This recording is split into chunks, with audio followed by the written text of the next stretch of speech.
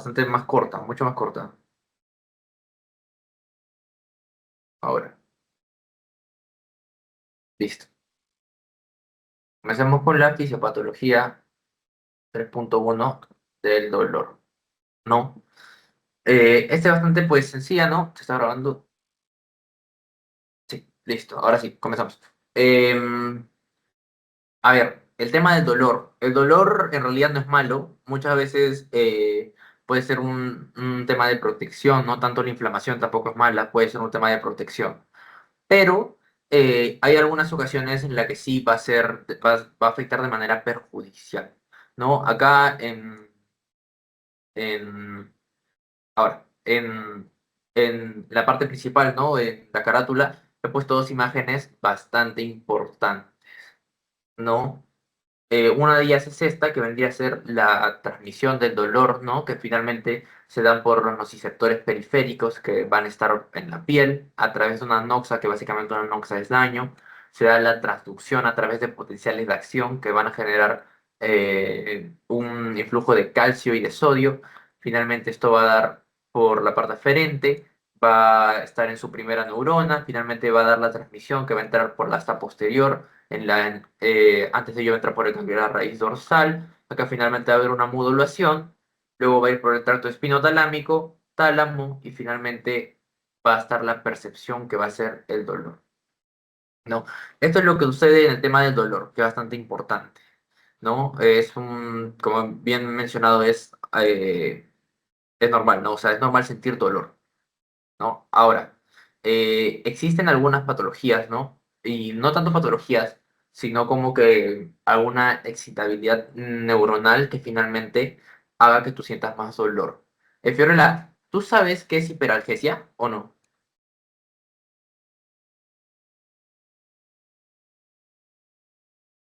¿Me puedes repetir la pregunta, por favor? O sea, sí, ¿sabes qué es hiperalgesia? Lo que estoy señalando acá.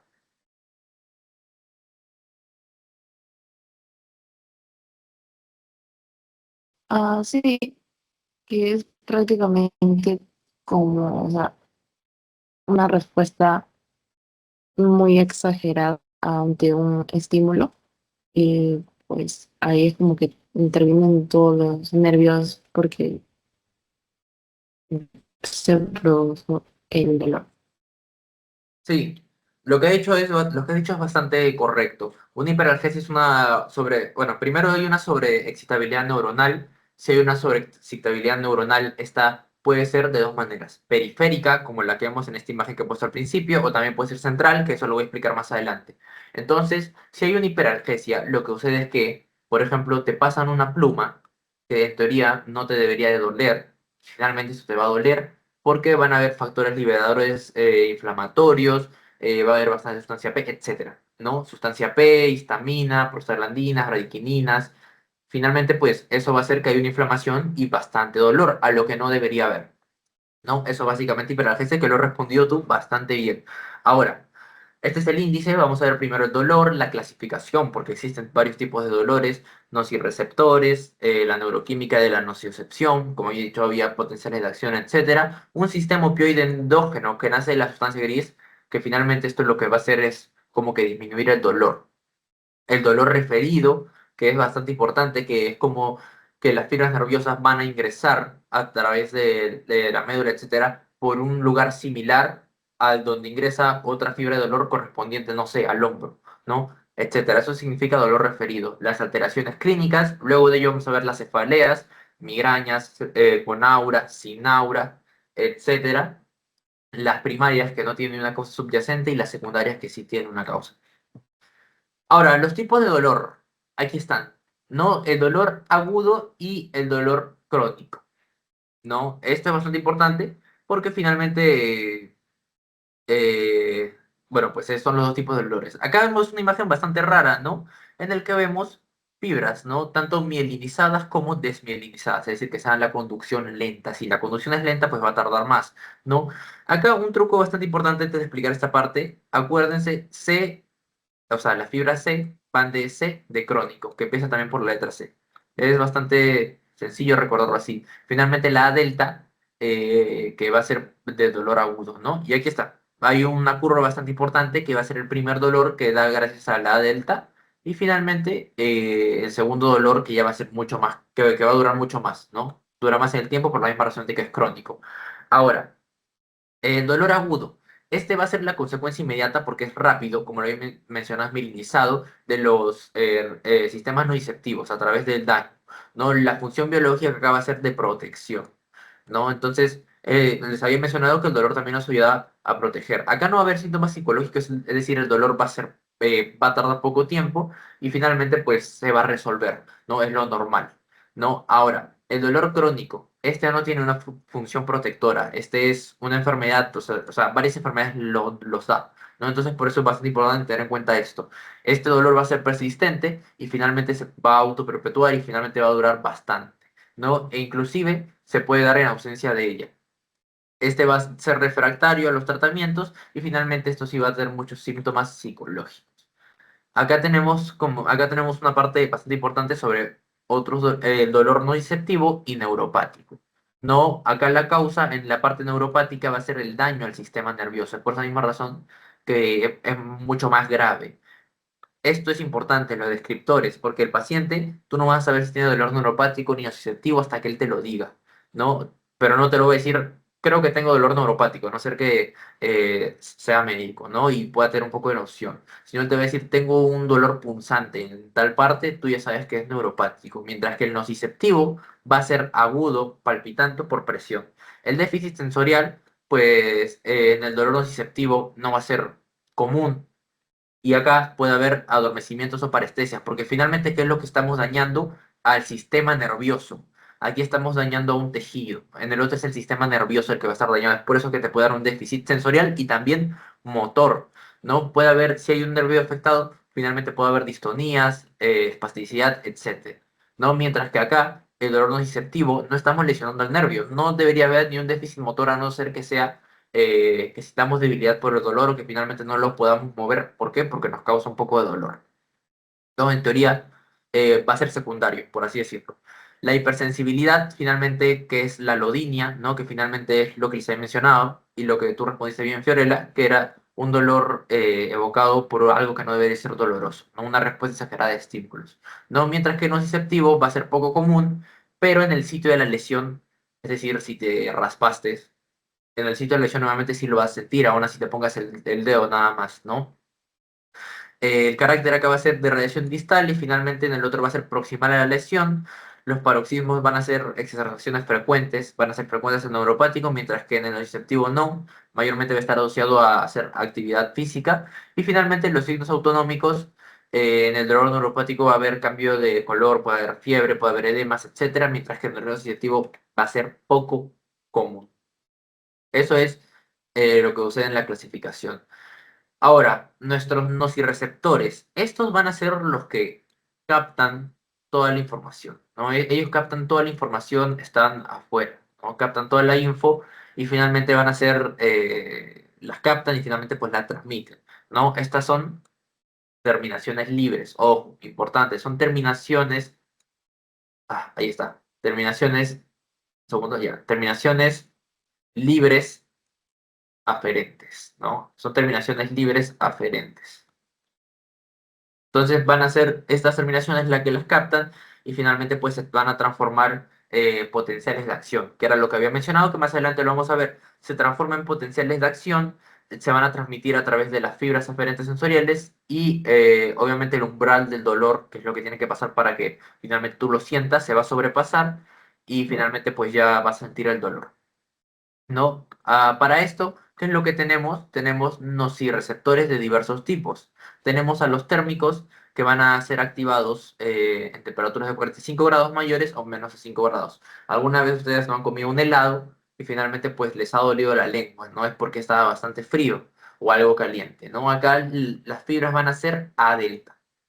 Los receptores mecánicos, estos son por una presión intensa en la piel, porque estáis raspado, etcétera, ¿no? Finalmente, estos son los que mayormente sentimos, ¿no?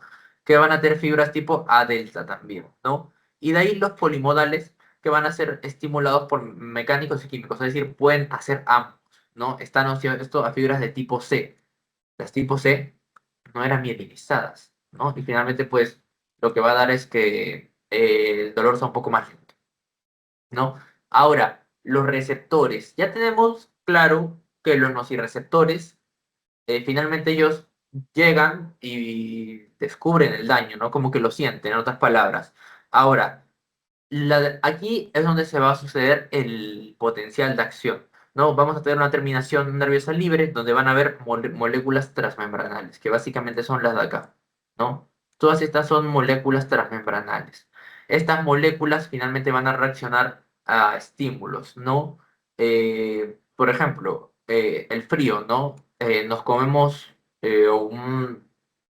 un agua con bastante hielo, pues finalmente lo que va a reaccionar es esto, ¿no? Este receptor TRPM8 que finalmente va a dar el ingreso de sodio. Y finalmente, pues así vamos a sentir el dolor, ¿no? En un potencial de acción.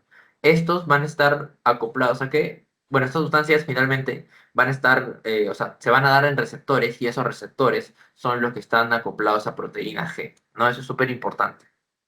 Acá tenemos la transducción de la señal, ¿no? Donde el ají, por ejemplo, tiene capsaicina, ¿no? La capsaicina finalmente es lo que finalmente nosotros sentimos y finalmente va a estimular los receptores TRVP, V1 y no solo TRVP, V, pero este específicamente del ají, ¿no? Y finalmente como que lo estimula. ¿Y qué es lo que va a suceder acá?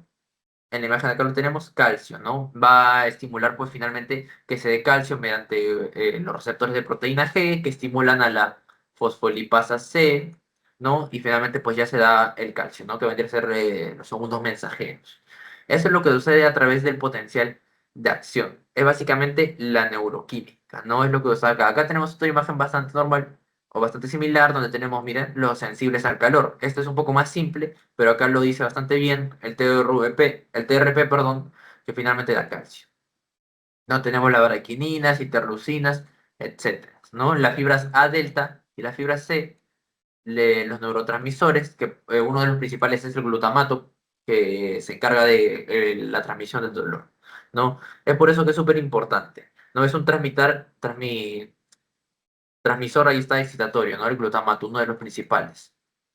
Y aquí está, justo tenemos la sustancia P, el glutamato y el péptido relacionado con el gen de la calcitonina van a ser los principales estimulatorios, ¿no? Estos son estimulatorios.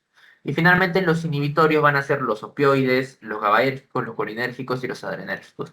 Estos son los que van a tratar de inhibir, ¿no? Entonces, eh, aquí lo tenemos, ¿no? Pues hay un daño tisular, ¿no? Un daño en la parte de la piel. Finalmente, ¿qué es lo que se va a liberar?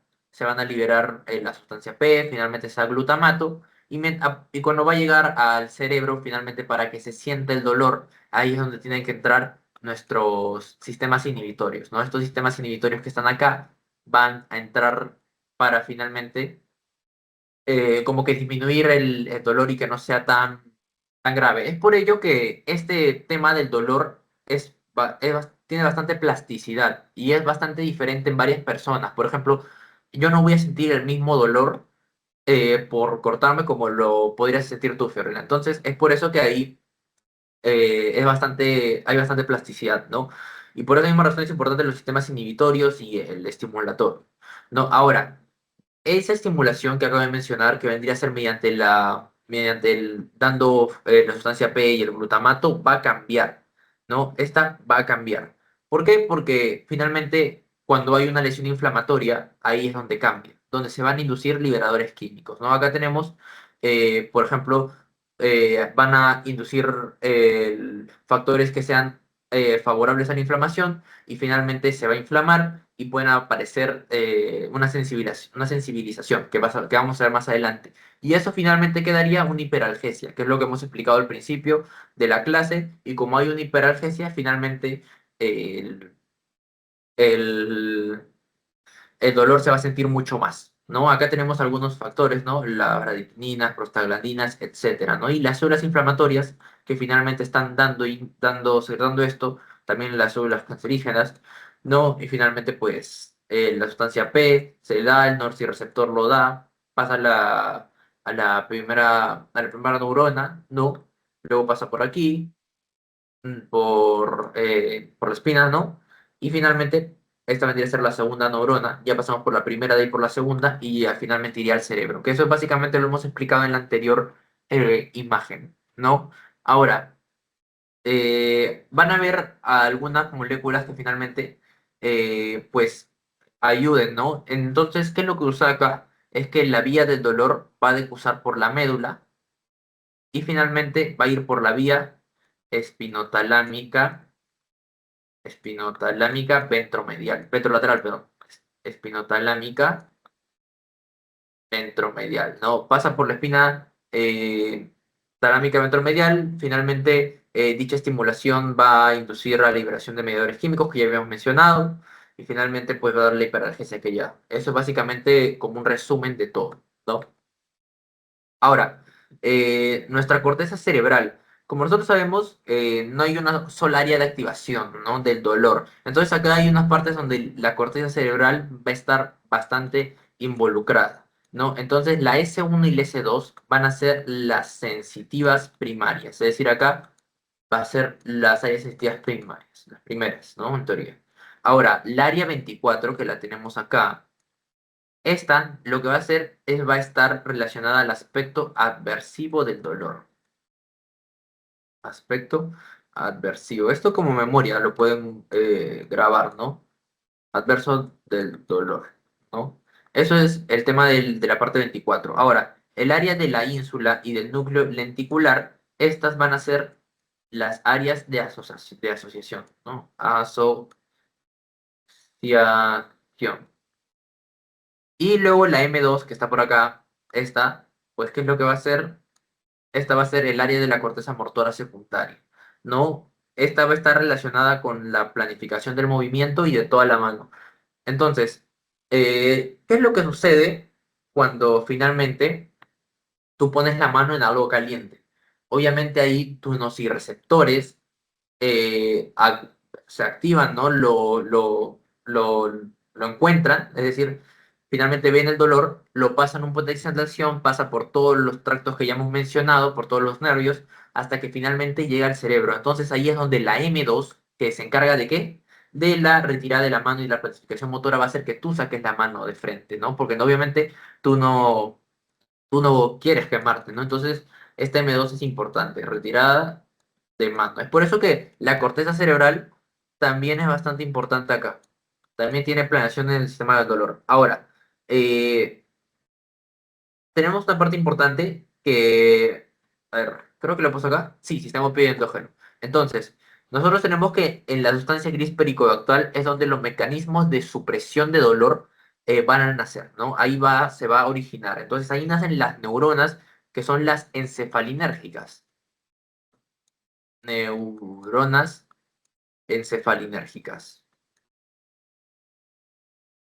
Encefali enérgicas. Dichas neuronas encefalinérgicas, perdón, van a ser las que van a mediar al sistema opioide endógeno, ¿no? Entonces, este sistema ya tenemos claro que dónde nace en la sustancia gris periaqueductal. Entonces, acá va a haber el conjunto de estas neuronas que son tan importantes que obviamente tienen sistema en suprimir el dolor y finalmente, su transmisor es la encefalina, ¿no? Estas neuronas van a hacer sinapsis a través del núcleo del RAFE con otras neuronas serotonérgicas, ¿no? Que van a dar serotonina, ¿no? Estas van a descender a través de la médula espinal, es decir, vienen acá por la serotonina, bajan y finalmente van a descender por la médula espinal haciendo sinapsis con una interneurona con encefalinas. Y ahí es donde se dan los péptidos, ¿no? Los péptidos que van a ayudar a que nosotros pues no sintamos el dolor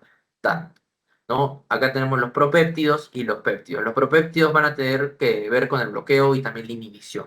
Acá pues tenemos la beta endorfina, endomorfina 1 y 2, dinorfina, etcétera, ¿no? Y acá tiene por qué receptor tiene preferencia.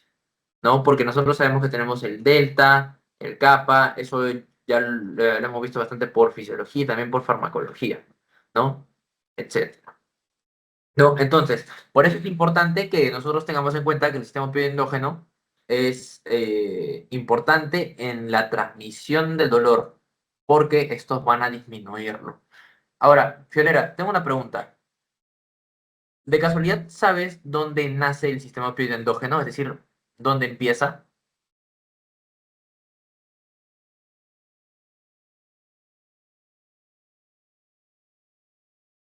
No, no sabría decir.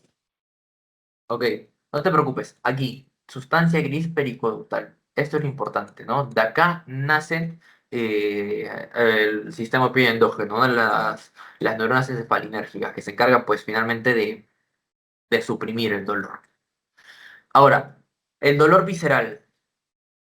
Este es importante porque el dolor visceral, obviamente, a veces puede ser un dolor referido. ¿Qué quiere decir con dolor referido? Que lo sintamos en varias partes del cuerpo cuando no es así, ¿no? Cuando no debería sentirse así, ¿no?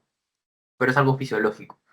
Ahora, entonces, ya sabemos cómo se da el dolor, por el potencial de acción, que finalmente, pues, ya se va a dar por la primera neurona, por la segunda neurona, y finalmente llega al cerebro y lo sentimos, ¿no? Ahora, el dolor visceral este de aquí, se puede dar por varias cosas. Por isquemia en uno de sus tejidos, es decir, que no hay una correcta perfusión, por lesiones químicas sobre su superficie, espasmos en un músculo liso o en una víscera hueca, o dilatación en exceso. Entonces, esto finalmente pues va a pasar por las fibras nerviosas y finalmente se va a enviar la sensación, ¿no? La sensación de dolor. Ahora, ¿qué significa dolor referido? Porque es importante saber que el dolor visceral y el dolor referido van de la mano.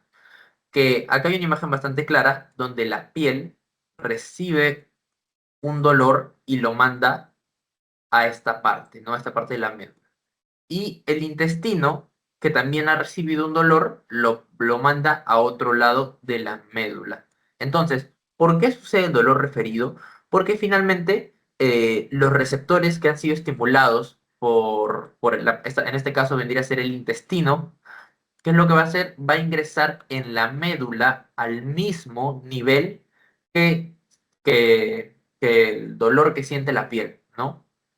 Dicha parte de la piel. Y si ingresan por el mismo tiempo, obviamente, ¿qué es lo que van a pasar? Van a excitar a la misma neurona y finalmente pues se va a pasar la sensación al cerebro y el cerebro, que es el encargado de finalmente diferenciar de dónde viene el dolor, pues va a pensar que viene de la piel y también lo vamos a sentir en la piel, ¿no? En otra zona. Es decir, ¿por qué pasa esto? Porque ambos dolores van a coincidir en el mismo punto de entrada, ¿no? En el mismo punto de entrada. Entonces, eso es súper importante en este tema de dolor referido. Y acá lo tenemos, ¿no? Pues obviamente es similar, ¿no? Por ejemplo, el intestino recibe un dolor, primera neurona, y finalmente en la segunda neurona es donde también la piel debería dar su dolor. Ambos convergen ahí. Finalmente, si sentimos el dolor acá, también lo vamos a sentir en la piel. Y finalmente se manda la señal y pues ahí es donde vamos a tener el problema. Aquí hay un cuadro bastante importante, ¿no? Donde tenemos que el dolor del timo, por ejemplo, se puede sentir también en el cuello, el del pulmón y el diafragma también en el cuello, el del vaso se puede sentir en el hombro, el del corazón, pues obviamente cuando tenemos un infarto al corazón a veces a la persona le duele el brazo, ¿no? Y como le duele el brazo, también lo sientes acá. El del estómago, pues aquí, del páncreas, del hígado y de la vesícula biliar, que están cerca a la zona, pues, donde se encuentran, ¿no? En la parte de atrás, el corazón lo sentimos aquí en la espalda, el estómago también un poco más arriba, el hígado similar, el páncreas también, del apéndice, un apendicitis es bastante doloroso, pues, ¿no? También lo sentimos aquí, ¿no? El del intestino delgado se siente acá, cerca, pues, al hígado y a la vesícula biliar, el del ovario acá, el del intestino grueso muy cerca del intestino delgado, solo un poco más abajo, el de los riñones acá, el de la vejiga pues ya asimilándose mucho más a su posición normal y finalmente el del uréter también acá. Entonces es importante tener esto porque el paciente probablemente va a referir el dolor en una parte física, ¿no? Y sumado a esto, más que ya sabemos obviamente toda la fisiología del dolor visceral, pues esto nos podría ayudar a que finalmente pues este paciente pues ya lo podamos resolver su problema de manera mucho más fácil, ¿no? Porque si es que no sabemos esto, podríamos cometer un error y finalmente que el paciente se vaya, ¿no? Entonces, se vaya con el dolor a casa y finalmente pues pueda suceder algo peor, ¿no? Ahora, la siguiente, que vendrían a ser las alteraciones clínicas, ¿no? Esto lo hemos tocado justo al principio, ¿no? De la clase, ¿no? Que era una hiperalgesia, ¿no? Justo lo había puesto eh, en la, en la carátula, ¿no? Ahora, esto es lo que es la hiperalgesia. Por ejemplo, esta es una imagen que sin saber mucho podemos saber que es una quemadura hacia el sol. Nosotros sabemos que hay algunas personas obviamente que tienen mayor susceptibilidad a, a que finalmente pues se queme más rápido y sienta mayor dolor. ¿Y eso a qué se debe? A nuestra hiperalgesia. La hiperalgesia tiene lugar y finalmente pueden haber de dos formas, tanto la primaria o periférica o la secundaria o central, ¿no? Aquí, vamos primero por la primaria, ¿no? Esta va a ser por la liberación de mediadores inflamatorios. Ya lo habíamos visto algunas láminas más atrás que eso sucedía, ¿no? Que podía haber que finalmente pues eh, se liberen factores inflamatorios y haya mayor inflamación y haya una hiperalgesia, ¿no? Aquí tenemos, se dan los factores, el factor de necrosis tumoral, el alfa 1, la interleuquina 1b, etcétera, ¿no? Esto se libera, finalmente, pues, también el CGRP y van a aumentar todo eso en la vasodilatación, se libera histamina, lo cual va a progresar aún así el estado inflamatorio, acá lo tenemos, la vasodilatación, más allá de la sustancia P también. Y finalmente, lo que sucede es que acaba de haber una liberación bastante grande de factores inflamatorios. Y finalmente eso va a hacer que haya una hiperalgesia primaria o periférica, y es decir, sentir el dolor de manera mucho más grave o mucho más sensorial de lo que podría ser. La segunda es una hiperexcitabilidad neuronal. Esta ya es más central. Ahora, aquí, ¿qué es lo que sucede? Que va a haber una hiperexcitabilidad de la segunda neurona, es decir, mayor afinidad por lo que va a dar la primera neurona. Va a liberar mucho glutamato, que es un neurotransmisor bastante importante, ¿no? Mucho glutamato a través de sus receptores NMDA y AMPA, a través del calcio también se va a dar, y finalmente el dolor se sienta mucho más. En teoría, eso es el, el, toda la fisiología de la hiperalgesia, ¿no? Que básicamente es como la fisiopatología también. Ahora, tenemos otra alteración que vendría a ser el herpes, ¿no? Este herpes zóster es lo que obviamente se reactiva, ¿no? Y que finalmente, pues, es un virus que va a afectar a nuestro ganglio, ¿no? Acá tenemos antes de eso, ¿qué es lo que puede dar una infección primaria por varicela? Dicha infección obviamente pues va a sanar, sin embargo va a quedar un remanente en la parte del ganglio, de un ganglio, ¿no? Finalmente este ganglio, ¿qué es lo que va a suceder? Finalmente se va a reactivar, va a haber una reactivación de herpes zóster y esa reactivación finalmente va a converger en la piel, ¿no? Por el nervio sensorial, finalmente queda en la piel y se da pues esto, ¿no? Estas pequeñas manchitas que son características del herpes zóster, ¿no? Que es bastante doloroso. Esto es sobre la patogenia de nuestro herpes zóster. Ahora, llegamos a la parte ya casi final, que vendría a ser las cefaleas, ¿no? Las cefaleas. La prevalencia, obviamente, acá es bastante grande, ¿no? Hay un 96% a lo largo de la vida. La cefalea tensional es mucho más común que la de migraña, la del 10%, y finalmente, pues hay un predominio femenino, ¿no? ¿Por qué se puede dar estas cefaleas?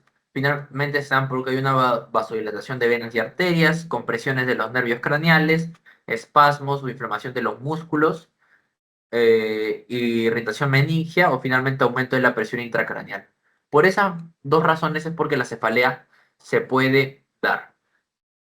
Ahora, hay varios pasos claves acá, ¿no? Pues finalmente tenemos una dilatación de los vasos meningios y esto van a ser activados, finalmente se van a traducir por la parte del nervio trigémino, ¿no? De dicho par craneal, y finalmente pues se va a sentir. Aparte de ello va a haber neuropéptidos, que básicamente son la sustancia P, la neuroquinina y el CGRP, ¿no? Que finalmente van a dar, y los impulsos de dolor van a dar en la primera y la segunda neurona y en los tres primeros nervios craneales, que es el C1, C2 y C3. Ahora, esto Aquí está bastante resumido. Hay una imagen más adelante que finalmente, pues, eh, está un poco más explicado. Que creo que era esta, específicamente sí era esta, ¿no?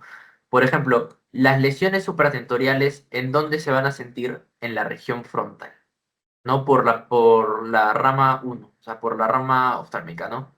La infratentorial, ¿por dónde se va a sentir? Por la parte occipital y suboccipital. Ahora, por el C273. Esta imagen era la que me refería, ¿no? Acá tenemos, pues, obviamente la espina que finalmente entre sus cervical 1, cervical 2 y cervical 3 finalmente van a converger en esta parte de la médula y luego de esta parte de la médula van a subir, obviamente, y finalmente por el trigémino que están acá es por donde se va a sentir. Y es por esa misma razón que el trigémino se encarga, pues, de la parte de dolor y por esa misma razón una lesión en la parte del cuello, lesión en el cuello, lesión en el cuello también se podría sentir en la parte de la frente, ¿no? En la parte de la frente acá por la parte del nervio, de la parte oftálmica, ¿no? Que vendría a ser en la región frontal. Esa parte es importante, casi sigue el mismo proceso de dolor referido, ¿no? Es básicamente lo mismo, que converjan casi similar en el mismo lugar, ¿no? Es literalmente lo mismo, solo que acá lo estamos explicando pues en la parte del cráneo, ¿no? Ahora, Fiorella, ¿conoces tú las estructuras que causan dolor del cerebro? O sea, que causen dolor, que causen cefaleas. O sea, ¿qué estructuras causan dolor?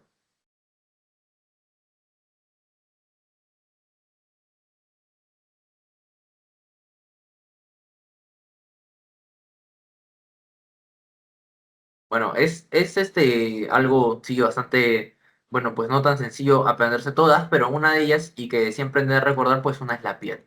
La piel es una estructura extracraneal que causa dolor, también el cuero cabelludo, y finalmente el periosto y los músculos del cuello, ¿no? Eso es lo que causa dolor. Ahora, van a haber algunos indicadores para la advertencia del dolor. Voy a ir un rato, creo que mi gato está maullando, así que un segundo.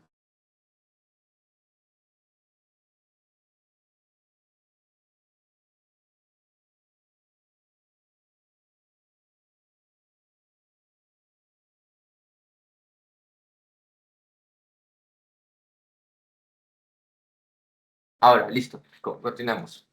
Hay indicadores de advertencia para que obviamente tengamos cuidado en si es que hay una cefalea bastante, ¿no? Que sea un nuevo dolor de cabeza, es decir, que nunca lo hayamos sentido, es un signo que nos puede alertar. Un examen neurológico anormal que incluye papiledema y cambio en el estado mental también. Un nuevo cambio en el patrón de dolor de cabeza o un dolor de cabeza progresivo es algo que también tenemos que tener en cuenta.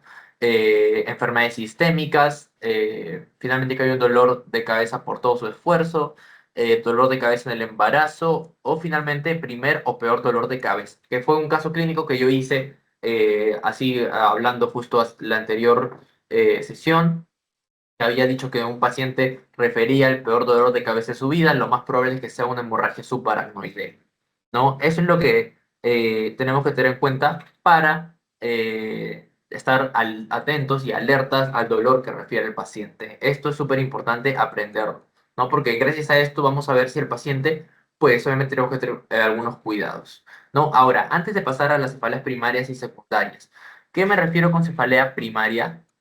La primaria es la que finalmente no hay causa conocida, ¿no? La causa no es conocida, no hay causa conocida. Y la secundaria finalmente es que tiene algo subyacente, ¿no? Es resultado de otra cosa, subyace acá. Eso es lo que sucede, ¿no? Entre la primaria y la secundaria. Ahora, entre las primarias tenemos ya a las normales, ¿no? Pues a las que ya todos conocemos, ¿no? A la migraña, que esta puede ser con aura o sin aura, ¿no? Ahora, ¿qué caracteriza la migraña? Que el dolor va a ser de un solo lado, a diferencia de otras cefaleas que vamos a ver más adelante.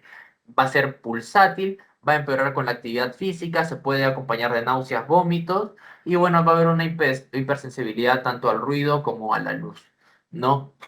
Ahora, para saber si es con aura o sin aura, tenemos que ver esto, ¿no? Aquí la localización es unilateral, van a ser crisis recurrentes y van a haber síntomas visuales, ¿no? Que podría ser hipersensibilidad a la luz.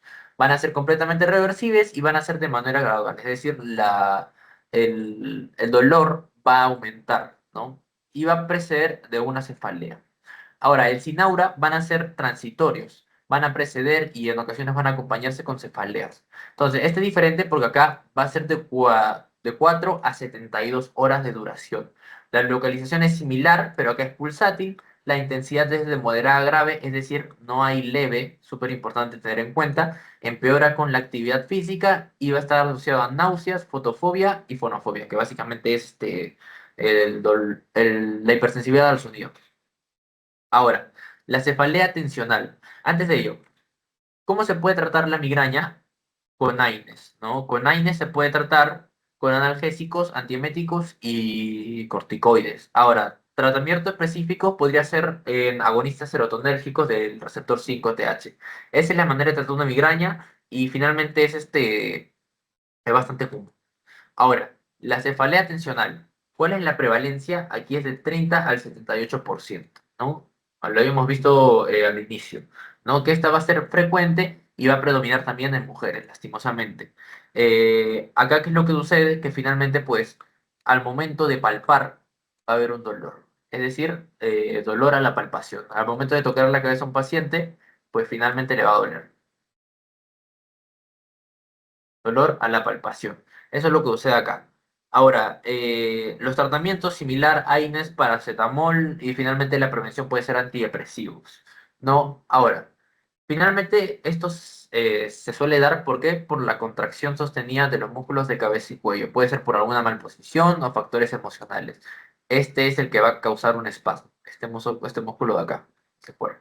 ¿No? Entonces, es por eso que finalmente pues se da. Ahora.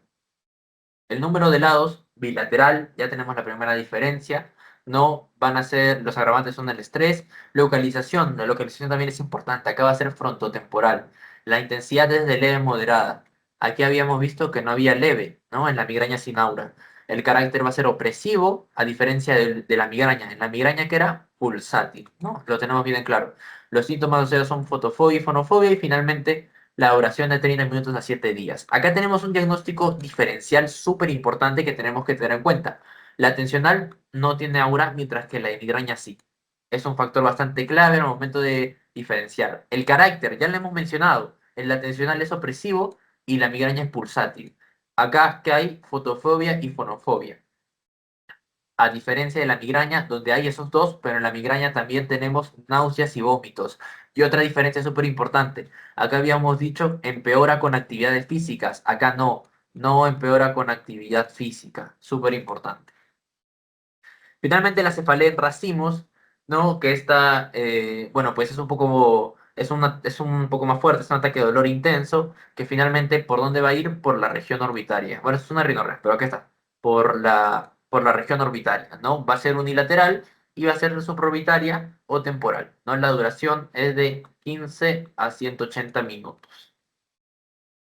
¿No? El dolor puede estar asociado a una hiperemia conjuntival ipsilateral, acá puede haber lagrimeo, puede haber rinorrea, también la congestión nasal, ¿no? Está ladrante, uniforme, periorbital, lo que había mencionado, y finalmente, bueno, pues las partes físicas del ojo, ¿no? Que finalmente va a estar en el ojo enrojecido, el lagrimeo, etcétera. Acá existe un criterio diagnóstico, ¿no? Que tenemos que tener en cuenta para poder diagnosticarlo.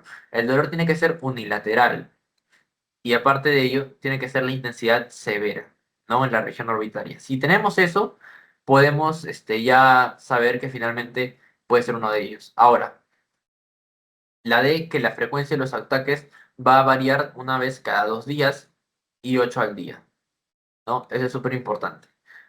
Luego, puede tener también, estos ya son más en relación a estos, que puede tener al menos 5 ataques que cumplen con los criterios B y D, es decir, que sean estos, pero 5 ataques de ellos. O en el criterio este que puede ser uno o ambos de los dos siguientes, que vendría a ser de alguno de los síntomas asociados que hemos mencionado acá, o finalmente sensación de inquietud o agitación. ¿No? Finalmente, estos criterios diagnósticos son los que nos va a ayudar a poder diagnosticar esta cefalea en racimos. Terminando con las cefaleas primarias, que son las que no tienen, perdón, una causa subyacente, las cefaleas secundarias sí tienen una causa subyacente. Puede ser por una infección, hemorragia subaracnoidea, tumor cerebral, desórdenes vasculares, traumatismo o por abuso de medicación. Estas son las comunes. Acá yo voy a mencionar algunas, ¿no? Una de ellas es la meningitis.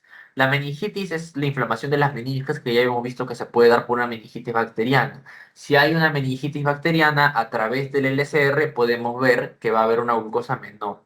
Así, de esa manera debemos asociar los temas que vamos viendo, porque varios de ellos se complementan. Ahora, aquí, ¿qué es lo que va a haber en una meningitis? Va a haber una rigidez de nuca. Rigidez de nuca. Esto es bastante característico de finalmente de esta meningitis y aparte de ello, de una rigidez de nuca se puede presentar la fiebre.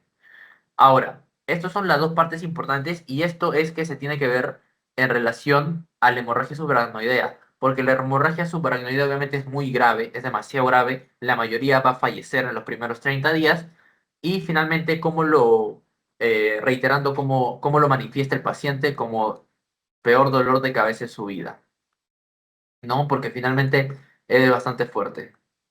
Entonces, si sucede esto, las formas de verlo físicamente, de ver la clínica, una de ellas es también la rigidez. Aquí también hay rigidez y es por eso que es importante tener atención a todo, porque acá hay rigidez de nuca, pero no hay fiebre. Acá esto no va a existir. Y esa es finalmente la parte diferencial entre la meningitis y la hemorragia subaracnoidea, ¿no? Acá en la hemorragia subaracnoidea también puede haber vómitos, va a ser intensa y de manera súbita. Y finalmente las causas más frecuentes, una de ellas es el aneurisma, pero no es tan frecuente, más frecuente puede ser los traumatismos, ¿no? Un traumatismo que hay un golpe fuerte. ¿No? Y finalmente, la última vendría a ser un tumor, ¿no? Que el 30% de los pacientes finalmente que refieren que tienen un tumor cerebral, también van a referir dolor cefalea, en otras palabras, ¿no? Entonces, eso es importante y algunos pacientes también van a referir, gracias a ese tumor, trastornos del sueño, ¿no? En teoría, lo más característicos son la hemorragia subaracnoidea y también la meningitis, ¿no? Que esta hemorragia subaracnoidea ya hemos visto también por la parte del ACV no isquémico sino hemorrágico, que también ya hay una fisiopatología ahí, ¿no? Y estos temas, si dan cuenta, son bastante eh, similares, ¿no? Aquí está la bibliografía que he utilizado, aquí el Guyton, que es un libro bastante bueno, ¿no? El tema de dolor, cefalea y sensibilidad térmica, súper importante. Y acá unos artículos más, ¿no? Sobre la modulación del dolor, del sistema inhibitorio, ¿no? Sobre, bueno, este es un pequeño artículo que ya los venía usando en varias clases, la modulación del dolor, el sistema inhibitorio, y finalmente mecanismos moleculares, ¿no? Que básicamente es la bioquímica que vimos ahí, ¿no? Entonces, eso vendría a ser todo. Entonces, insuficiencia cardíaca, ¿no? Bueno, para esta clase lo que puse acá fue una imagen en la parte inicial, ¿no? Pues para como hacer una pequeña introducción. Ahora, la insuficiencia cardíaca se caracteriza porque va a haber un flujo retrógrado y va a haber una alteración en el gasto cardíaco. Entonces, ¿qué es lo que sucedería si es que hay un flujo retrógrado del ventrículo izquierdo a la aurícula izquierda? Pues ahí también eh, tendría que haber otro flujo retrógrado más. Ese flujo retrógrado iría hacia las venas pulmonares y si va hacia las venas pulmonares, pues ahí causaría un edema pulmonar. Lo mismo en el ventrículo derecho, pero hay una excepción, que ahí no están las venas pulmonares, sino que está la vena cava superior. Pues entonces iría la vena cava superior, iría por la parte venosa, daría edema de miembros inferiores y hepatomegalias, cosas que vamos a ver más adelante, pero la puse aquí porque era bastante importante saber pues esta parte, ¿no? Ahora, este es el índice, primero vamos a hablar los mecanismos fisiológicos del corazón, luego voy a decir la insuficiencia cardíaca, que se va a caracterizar por la insuficiencia sistólica, por la disfunción diastólica, teoría de la insuficiencia posterior, que es decir, qué es lo que sucede por así decirlo, detrás de la eyección y finalmente teoría de la insuficiencia anterior. Y por lo último vendría a ser los mecanismos compensatorios, que tenemos varios, ¿no?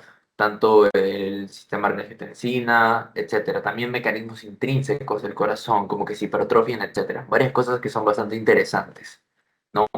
Eso se caracteriza esta clase. Ahora, primero tenemos que saber qué es la insuficiencia cardíaca. La insuficiencia cardíaca, ¿dónde está el puntero? Aquí está.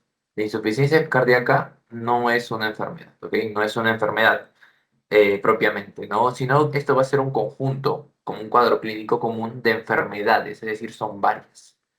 Son varias. Ahora, ¿cuál es el común denominador de todas esas enfermedades? Pues va a ser que el corazón no logra expulsar la cantidad necesaria. No hay una cantidad necesaria y pues esto obviamente no cubre los requerimientos corporales. Y si no cubrimos los requerimientos corporales, lo que va a suceder es que no vamos a satisfacer todas las demandas metabólicas. No satisfacemos todas las demandas metabólicas. Ese básicamente es su definición, que qué es lo que vendría a ser un síndrome complejo, ¿no? Un síndrome porque son varias enfermedades subyacentes. Un síndrome que al final esto obviamente puede dar un daño estructural como que se hipertrofien o funcional finalmente que altere la habilidad de nuestro ventrículo izquierdo para poder expulsar toda la sangre que debería expulsar, ¿no? Y eso finalmente daría en una disminución del gasto cardíaco. Ahora, ya pasando con las definiciones que vendría a ser todo esto, ahora sí pasamos a los mecanismos fisiológicos, ¿no? Entonces, eh, uy, ahora sí, mecanismos fisiológicos. Tenemos a ver, listo. Ok, tenemos primero al mecanismo de Frank Starling, que finalmente, pues, esto que es lo que nos dice que el volumen diastólico final tiene que ser proporcional al volumen sistólico. Este es un mecanismo fisiológico bastante importante. ¿No? Ahora tenemos las adaptaciones miocárdicas, que bien había dicho que podrían haber alteraciones estructurales, tanto la hipertrofia, como vemos acá, una hipertrofia bastante grande del ventrículo izquierdo, disminuyendo obviamente su volumen, o finalmente una dilatación. Vemos el ventrículo izquierdo bastante grande. Y finalmente los sistemas neurohumorales, ¿no? Que podría ser la liberación de la adrenalina, el sistema renina-angiotensina, que también tiene que ver con la hipertensión arterial, y finalmente la liberación del péptido natriurético atrial. Ahora, esto es importante. Nosotros qué entendemos por gasto cardíaco, que el gasto cardíaco va a ser igual a volumen de eyección por frecuencia cardíaca, que esto lo tenemos más adelante. Ahora, entonces, basándonos en la ley de Frank Sterling, vamos a tener un volumen de llenado y un volumen de eyección, que ya lo habíamos visto previamente en la anterior diapositiva, ¿no? Entonces, tiene que ser esto proporcional. Si llenamos con 80 mililitros, pues lo que se va a bombear va a ser 50. Si llenamos con 100 mililitros, lo que se bombea pues es 60. Y finalmente, lo normal, lo fisiológico, si llenamos con 120 se eyecta 70 y finalmente quedaríamos con un volumen residual de 50 mililitros. Eso significa la función cardíaca en base a la ley de Frank Sterling. Ahora, la relación del volumen y el llenado versus el volumen de eyección, es decir, como que dividiéndolo en teoría, vendría a ser la fracción de eyección. Fracción de eyección, que básicamente en esto nos vamos a basar para finalmente determinar la insuficiencia cardíaca, ¿no? Pues esta fracción de eyección, que aquí lo he puesto, pero debe ser mayor hasta el 55% para que esto sea de una manera correcta fisiológica, para que funcione bien el corazón. Ahora, lo máximo que puede bombear, es decir, la fracción de eyección, vendría a ser entre un 85 al 75%. Pero esto, obviamente, es lo máximo y normalmente el 85% viene a ser por deportistas, ¿no? Que su gasto cardíaco es bastante alto. Ahora, entonces, ya tenemos en claro lo fisiológico y lo normal, que vendría a ser mayor al 55%. ¿Qué es lo que sucede cuando esto es menor al 40%? Si es menor al 40%, aquí se va a determinar que es una insuficiencia cardíaca. Aquí ya vendría a ser una insuficiencia cardíaca con la fracción de eyección reducida, ¿no? Y cuando es al 46% se vendría a determinar una insuficiencia cardíaca congestiva. Insuficiencia cardíaca. Y es por ello que es importante tener los mecanismos fisiológicos en mente, ¿no? Porque gracias a esto nos podemos basar en toda la fracción de eyección y además de ello en la parte de Frank Stern, ¿no? En su ley, ¿no? Que es bastante importante. Y acá tenemos justo lo que había mencionado, un poco más de fisiología, veremos que el trabajo cardíaco pues, se va a determinar por el gasto cardíaco. Y el gasto cardíaco es el volumen sistólico y la frecuencia cardíaca. Aquí nos vamos a basar básicamente en el volumen sistólico.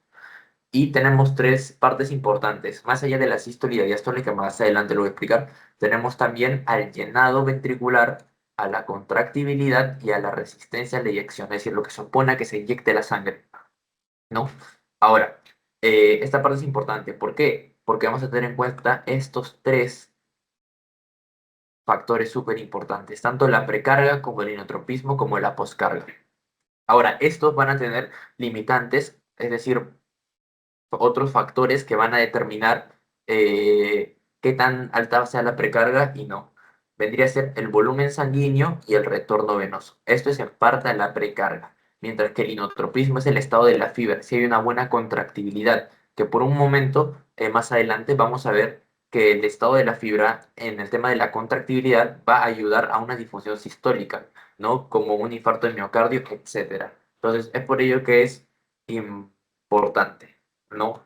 Ahora, lo siguiente, tenemos a la resistencia vascular, que es la poscarga, ¿no? Esto es súper importante para tanto la resistencia a eyección como el llenado ventricular. En base a esto, tenemos que tener claro que esta parte va a ser la diástole del corazón. Una parte importante que me gustaría aclarar ahorita es que nuestro corazón, que no me salió tan bien, se va a nutrir en diástole. En diástole es que se va a nutrir a través de las venas coronarias.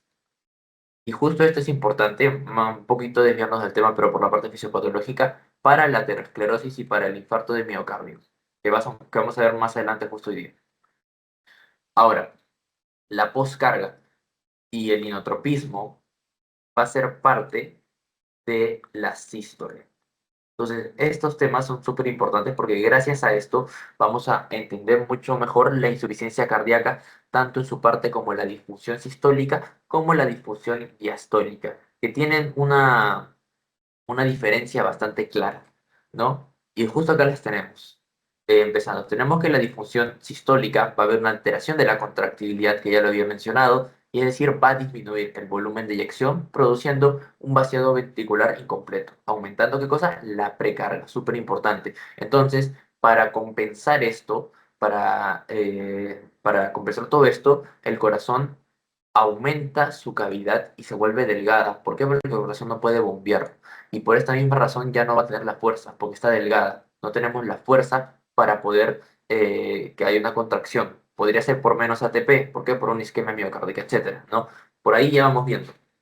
La disfunción diastólica es diferente. Acá hay una resistencia hacia el llenado y finalmente, ¿qué es lo que va a pasar? Todo lo contrario. Se produce una hipertrofia. ¿Para qué? Para que posiblemente se bombee, ¿no? Porque hay una resistencia.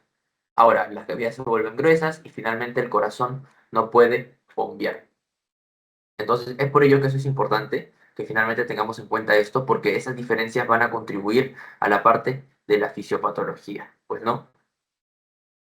Ahora, en una insuficiencia cardíaca diastólica, eh, vamos a tener, pues obviamente, esta parte que les había mencionado, que el corazón no lo puede bombear y las cavidades se vuelven totalmente rígidas y gruesas, ¿no?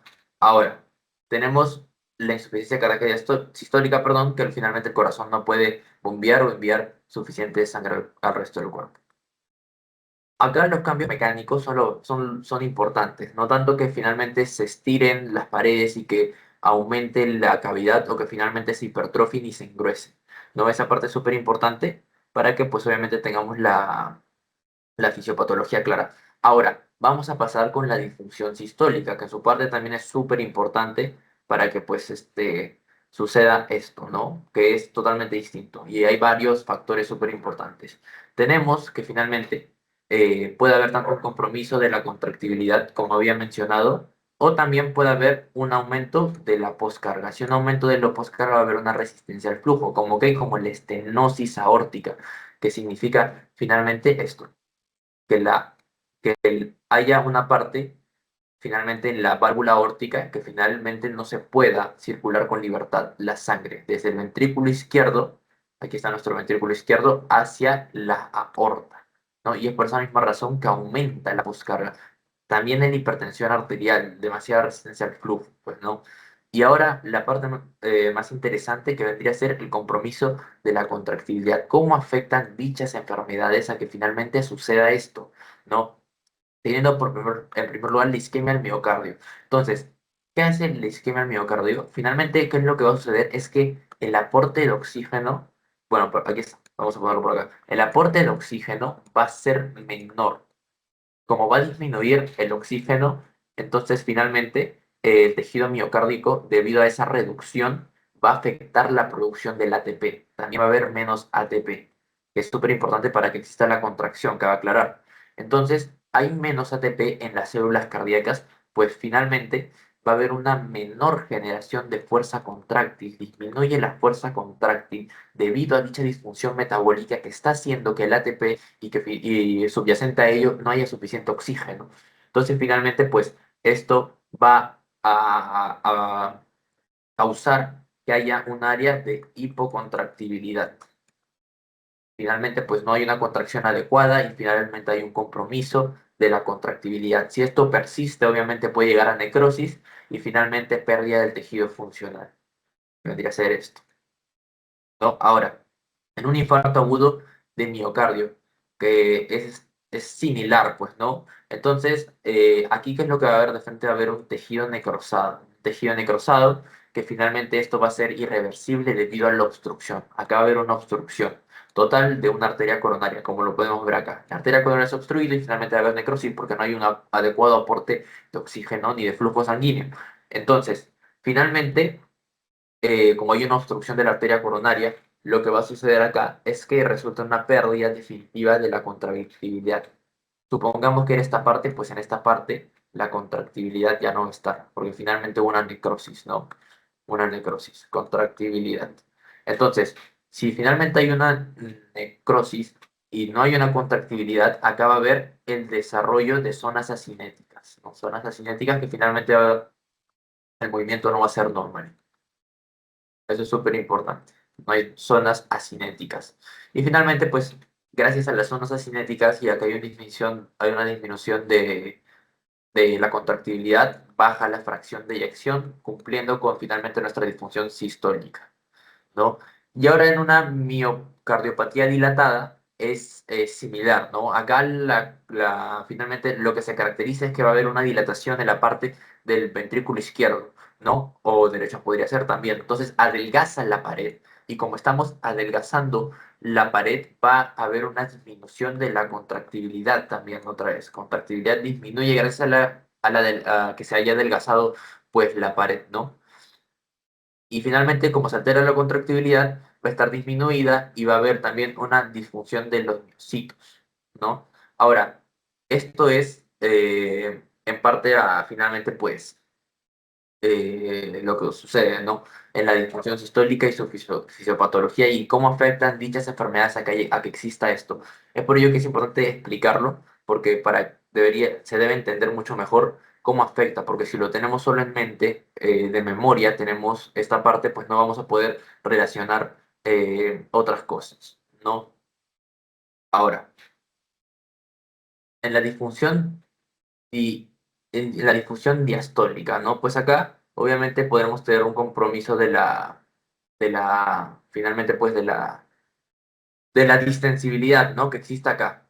Ahora, esto es bastante diferente al anterior y comencemos por la hipertrofia ventricular, ¿no? Que acá lo tenemos. La hipertrofia, no, es acá, es una hipertrofia ventricular. Si tenemos hipertrofia ventricular, esto puede ser obviamente, generalmente es secundario a una hipertensión arterial o a una estenosis aórtica, ¿no? Pero ahora tenemos la hipertrofia ventricular, acá va a aumentar el grosor de finalmente el ventrículo. Y acá, ¿qué es lo que queremos? Que finalmente se llene, ¿no? Pues obviamente dicho grosor excesivo que tenemos acá va a disminuir la complacencia ventricular y como disminuye la complacencia ventricular, finalmente, ¿esto qué va a hacer? Que se dificulte mucho más el llenado pasivo. Y como no hay un buen llenado pasivo, obviamente va a haber una disfunción diastólica. Es por ello que es importante saber la fisiopatología, ¿no? Relacionamos todo en base a lo que entendemos y así podemos obviamente saber el origen de una enfermedad. Continuamos por la isquemia miocárdica, que es bastante similar es un factor común entre ambos, ¿no? Pero acá es mucho diferente. Ya tenemos entendido que durante la isquemia, obviamente, va a haber un déficit de ATP, porque no hay suficiente sangre, suficiente oxígeno, etcétera. Ahora, si tenemos una déficit de ATP, pues la relajación activa de dicho miocardio, es decir, que haya pues una disponibilidad adecuada, también requiere de energía, es decir, de ATP para que haya la recaptación de calcio. ¿Por quién? Por el retículo sarcoplasmático. Retículo sarcoplasmático. Entonces, eh, para dicha relajación necesitamos que finalmente el calcio, pues, hay una recaptación adecuada. Pero para eso necesitamos ATP y acá no lo tenemos. Y es por eso que este proceso no se va a dar, ¿no? Porque finalmente no existe el calcio para que regrese el calcio. Y entonces esto finalmente resulta en la rigidez diastólica y en un aumento de la presión diastólica final ventricular. Ahora, pasemos por la cardiopatía hipertrófica, ¿no? La cardiopatía hipertrófica, esta se va a caracterizar por un engrosamiento asimétrico, pues, ¿no? Entonces, usualmente esto va a ser aquí, en el septo ventricular, ¿no? Y finalmente esto va a afectar tanto la distensibilidad como el llenado. Acá se está engrosando el septo. Entonces finalmente reduce la cavidad ventricular y como estamos reduciendo la cavidad ventricular, también vamos a limitar el volumen del llenado. Y finalmente la fibrosis miocárdica obviamente también va a contribuir a que haya una rigidez y que no haya una buena extensión para un buen llenado pasivo, ¿no? Entonces, esta obstrucción del tracto de salida puede dar también mayores trastornos hemodinámicos, ¿no? Entonces, finalmente esto genera la presión de llenado y síntomas de insuficiencia cardíaca con una fracción de eyección preservada. Entonces, finalmente, el tema de las miocardiopatías restrictivas, que vendría a ser el último de aquí, pues obviamente esto es subyacente a varias patologías. En este caso, vamos a poner de ejemplo la amiloidosis cardíaca. Si existe una amiloidosis cardíaca, finalmente esto se va a caracterizar por un depósito obviamente de proteína amiloide, pero lo más importante es que va a haber una rigidez anormal, una rigidez. Entonces, por ahí ya vamos entendiendo, ¿no? Que finalmente dice que hay una rigidez anormal, que obviamente acá no hay hipertrofia, el ventrículo no va a poder expandirse durante la diástole, dificultando la distensibilidad. No, pues ya que obviamente anomalías del llenado ventricular, tenemos la estenosis mitral obviamente de dicha válvula y finalmente el taponamiento, ¿no? Que estas también son importantes para el tema del llenado ventricular. Pero habiendo explicado todos los compromisos, tanto en la distensibilidad como en la contracción, pues obviamente esto ya nos da inicio pues a pasar y entender mucho mejor dicha patología y obviamente identificar las enfermedades subyacentes, que como podemos ya puede ser varias, puede ser una miocardiopatía hipertrófica, amiloidosis cardíaca, etcétera. Si unimos todo eso, finalmente pues vamos a llegar a una resolución completa del paciente, ¿no? Y acá tenemos básicamente un resumen de todo lo que he dicho. Tenemos varias miocardiopatías, ¿no? Tenemos tanto la dilatada, que finalmente pues el corazón está agrandado con paredes finas y hay poca fuerza contráctil.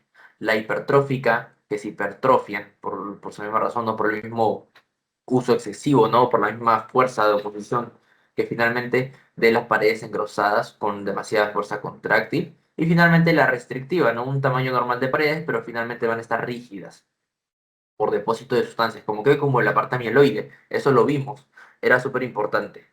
Ahora, bueno, pues acá tenemos si afecta la función sistólica, que vendría a ser tanto la dilatada, en la función diastólica, tanto la hipertrófica como la restrictiva. Y acá tenemos, pues obviamente, cómo afecta cada uno. La isquemia de miocardio, obviamente, va a dar una hipocontractibilidad por menos ATP, lo cual ya he mencionado. El infarto agudo de miocardio, hay una necrosis. Como hay una necrosis, no hay ATP, pues finalmente da zonas acinéticas con menor fracción de eyección. Justo lo dice acá. La miocardiopatía dilatada, obviamente la dilatación va a hacer que haya una menor contractibilidad, dando una fuerza menor.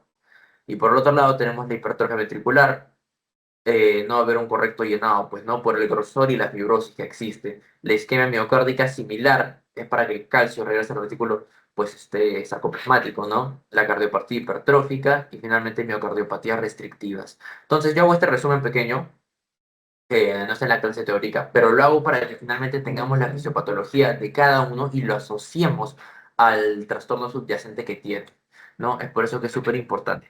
Ahora, ya tenemos esto, ahora tenemos que hablar de la teoría de la insuficiencia posterior. Acá, ¿qué es lo que sucede? Ya tenemos entendido todo. Ahora, ¿qué es lo que pasa? El corazón, pues no va a poder expulsar todo el volumen de sangre.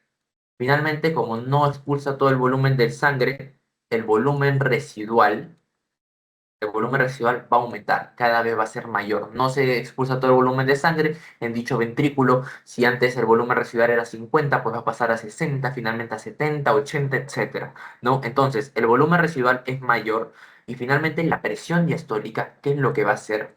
La presión diastólica va a aumentar dentro del ventrículo afectado, que en este caso pongamos que es el ventrículo izquierdo, ¿no? Porque ya vamos a ver las diferencias entre que suceda esto en el ventrículo izquierdo y en el ventrículo derecho.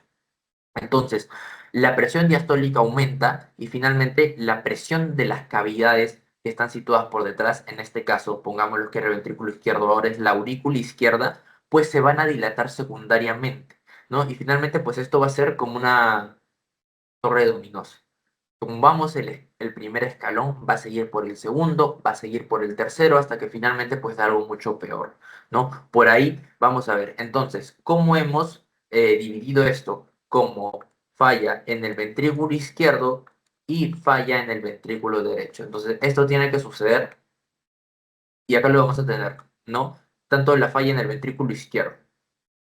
¿No? Entonces, aquí lo que tenemos que finalmente, pues, lo había mencionado, se genera una congestión ventrículo izquierdo, aurícula izquierda, hasta que vaya ¿a dónde? A las venas pulmonares, porque estamos en el ventrículo izquierdo. Mucho ojo. Entonces, acá lo tenemos. Volumen de presión diastólica final del ventrículo izquierdo aumenta. Pasamos a la siguiente cámara, la cámara que está por detrás. ¿Quién es? La aurícula izquierda. Aumenta también. Luego que aumenta la presión venosa y finalmente aumenta la presión del capilar pulmonar.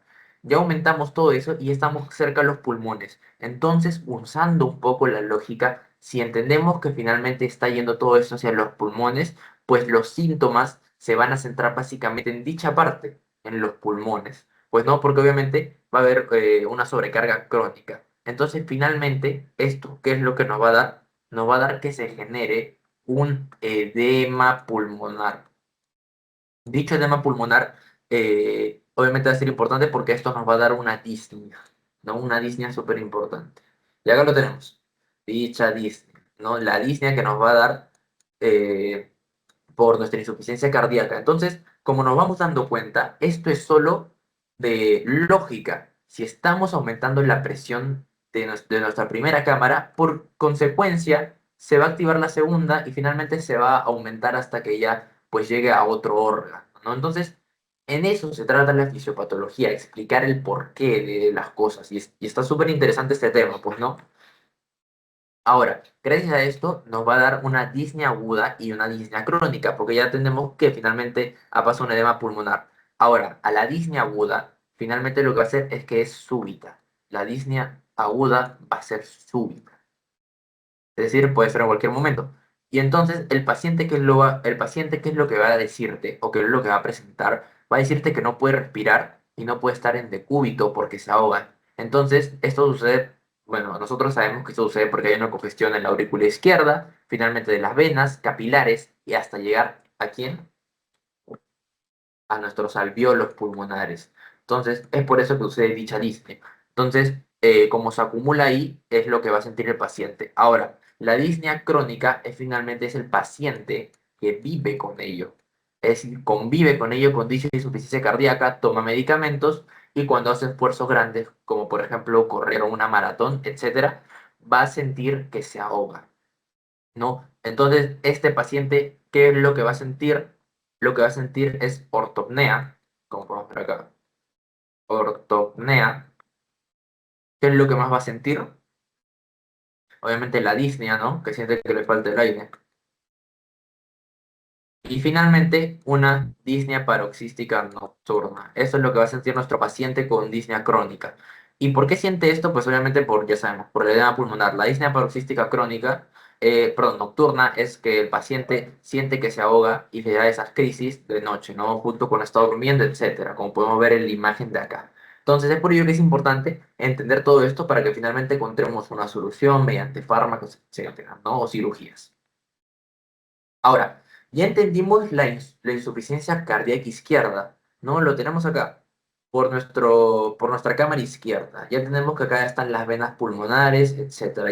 Y justo en eso se basa nuestro síntoma, ¿no? Que finalmente, pues, obviamente va a comprometer el pulmón. Ahora, la insuficiencia cardíaca derecha es diferente. ¿Por qué? Porque en la insuficiencia cardíaca derecha, por acá no tenemos venas pulmonares, ¿no? Entonces, por eso que los síntomas van a cambiar y van a cambiar bastante. Nuestro ventrículo derecho aumenta la presión, finalmente pasa a la aurícula derecha y finalmente pasa a la vena cava, ¿no? Pues a nuestro ventrículo derecho. Ahora, esto va a ser, pues obviamente, distinto. Acá, ¿qué lo vamos a tener? Una regurgitación yugular, ¿no? Pues finalmente, pues el retorno venoso de la vena cava está siendo afectado. Esto es lo que va a suceder. ¿Qué es lo que más vamos a tener? Edemas de miembros inferiores, porque dicha parte también está siendo afectada. Luego que vamos a tener un hígado anormal, que quiere decir hepatomegalia, no una hepatomegalia marcada. Y también que vamos a tener, que lo voy a escribir justo acá, hipertensión venosa portal. Eso es lo que vamos a tener. Entonces, es por ello que es importante, tanto en el medio interno, saber a qué insuficiencia cardíaca nos referimos, si es la derecha o bien es la izquierda. Entonces es por ello que finalmente pues recalco dicha parte, ¿no? Ahora, ya vimos toda la teoría de la insuficiencia anterior. Entonces, ahora tenemos que, perdón, de la posterior. Ahora tenemos que finalmente entender la insuficiencia anterior. Yo les había mencionado que la posterior es todo lo que está atrás del lugar donde inyectamos la sangre del corazón. La insuficiencia anterior es todo lo que está después, ¿no? Entonces, entendemos esto. El corazón, ya sabemos que no puede bombear la sangre. Le pasa algo, está enfermo nuestro corazón. Entonces, no expulsa todo el volumen requerido. ¿Qué es lo que va a pasar en consecuencia de ello? Obviamente, el gasto cardíaco es lo que va a disminuir. Eso y también ya lo sabemos, lo estoy repitiendo varias veces. Nuestro gasto cardíaco disminuye. Finalmente, si disminuye nuestro gasto cardíaco, y disminuimos la sangre que estamos expulsando, van a haber órganos que se van a ver comprometidos. ¿Por qué? Porque no están recibiendo la suficiente sangre. Es por esa misma razón que disminuye el flujo renal. Y finalmente también disminuimos, ¿qué otro flujo? El flujo de todo el sistema muscular, ¿no? El flujo a nivel muscular. Y si disminuimos el flujo a nivel muscular, ¿qué es lo que vamos a sentir? Fatiga. ¿Por qué? Porque obviamente no hay suficiente sangre en nuestros músculos. Sentimos toda esta fatiga de aquí. Eso es lo que va a presentar el paciente. Te va a decir, me siento cansado de subir escaleras, etcétera. También que podremos tener diaforesis, palidez, frialdad, porque no hay suficiente sangre dándose, ¿no? Aparte de ello, por el tema del menor flujo sanguíneo renal, pues ¿qué vamos a tener? Oliguria, o también podría ser nicturia, ¿no? Acá lo tenemos, nicturia. O también por los síntomas cerebrales, ¿no? Podríamos tener confusiones, también podemos tener insomnio, ansiedad, también puede ser ansiedad, etcétera, ¿no? Entonces, esto es lo que va a pasar en nuestra insuficiencia anterior, que como bien les había mencionado, es todo lo que sucede después a esto, ¿no? Y finalmente, pues, aquí tenemos los mecanismos compensatorios, pero tenemos también una tablita bastante interesante que es disminuye nuestro gasto cardíaco, vamos a tener una vasoconstricción refleja. Por otro lado, la perfunción renal disminuye. Si tenemos una menor perfusión renal, todo el sistema extraglomerular puede decir, el riñón está recibiendo bastante sangre, hay que activar el sistema renina-angiotensina. Lo activamos. Y finalmente, después de todo esto, va a haber una retención de sodio y agua, gracias a que el sistema renina-angiotensina, pues obviamente se ha activado, ¿no? En base a esto vamos a tener la volemia y finalmente aumenta la precarga y tenemos una falla ventricular. Por el sistema adrenérgico también se va a activar. ¿Por qué? Porque obviamente nuestra perfusión renal también está siendo inadecuada. Va a haber una vasoconstricción refleja, que lo tenemos por acá, dicha vasoconstricción refleja, finalmente la resistencia vascular pues aumenta la poscarga y una falla ventricular. Y es por eso que es importante pues tener todo esto, ¿no? Porque finalmente todo tiene en un mismo punto final, que haya una falla ventricular. Entonces, gracias a esto, a todo lo que hemos mencionado anteriormente, pues obviamente van a haber unos mecanismos compensatorios. Estos mecanismos compensatorios son los siguientes. Vamos a tener los neuroendocrinos, perdón. La respuesta del sistema adrenérgico en base a que no hay un suficiente flujo sanguíneo, el sistema renina-angiotensina, se detecta menos flujo renal, etcétera. La hormona antidiurética, el péptido natriurético auricular, que finalmente lo produce el corazón. Esto por todo lo que viene a ser la parte neuroendocrina, ¿no? Por los intrínsecos del corazón, el mecanismo de Frank Starling, una hipertrofia miocárdica y finalmente cambios en la forma del corazón siguiendo la ley de Laplace. Entonces, esto es finalmente lo que sucede en la insuficiencia cardíaca y es por ello que la debemos estudiar súper bien. Entonces, esto finalmente es todo lo que tiene que ser sobre insuficiencia cardíaca. Aquí está la bibliografía, donde tenemos pues el libro base que debemos seguir, el Guyton. Otros libros les dejo acá, pues este es bastante interesante sobre toda la parte de medicina cardiovascular, un fallo cardíaco también, este artículo es bastante interesante, pues no, etcétera. Acá tenemos un poco de clínica en el de acá, ¿no? Y finalmente, esto es una guía de cómo diagnosticar y cómo manejar dicho gasto cardíaco, que lo dejo para que pues lo lean, ¿no? Porque es bastante interesante. Entonces, continuaremos con la siguiente clase, que vendría a ser hipertensión arterial.